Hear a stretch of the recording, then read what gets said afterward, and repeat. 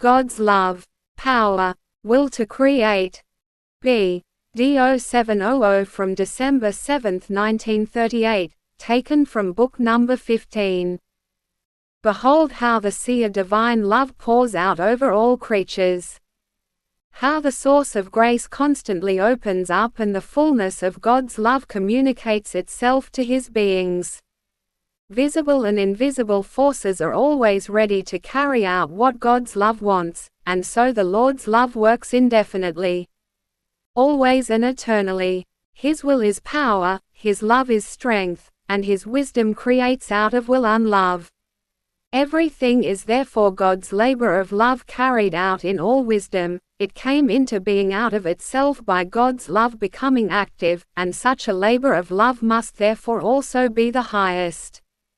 The created being must vividly and tangibly or visibly manifest the will and love of God and therefore can never sink back into nothingness, for all creation is strength.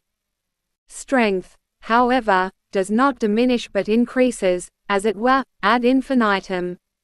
A created being, as a product of this creative power, whose origin is divine love, must therefore likewise harbor love and power within itself, albeit in the most infinite part.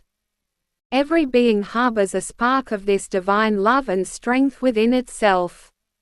It is now the task of the being, especially in possession of free will, to likewise bring this spark to ever greater form, thus to increase its own power of love in union with God's love and thus to unite itself again with the original power, the epitome of love, so that everything that went out from God returns to Him again.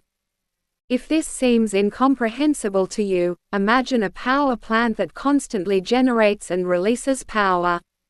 The more power is now required, the more is also generated, but the system receives all the power supply back undiminished in the form that was gained through the utilized power, so only a transformation of the original power has been carried out, but not the slightest part of the power has been lost.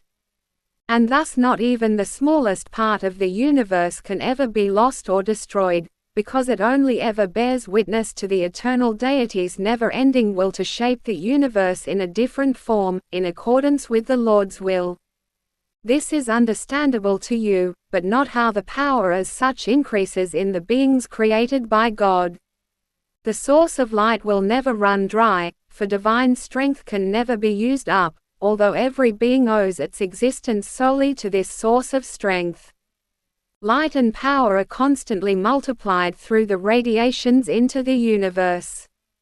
These are neither limited nor dependent on any influence but uninterrupted expressions of God's activity and love, which would only diminish if God's will to create were to diminish.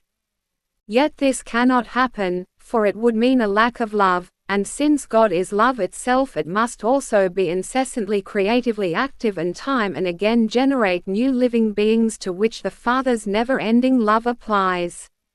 The more the creative urge is activated, the more numerous are the miracles of creation.